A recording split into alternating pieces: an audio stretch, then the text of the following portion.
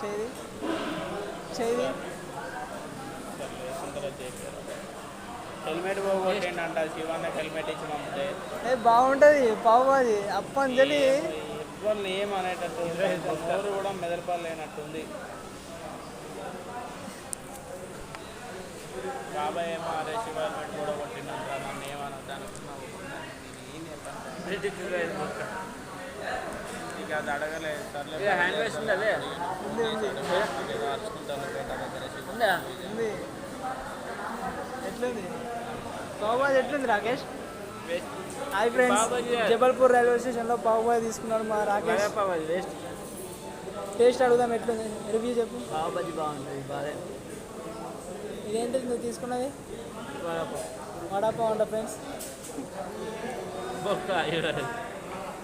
భర్త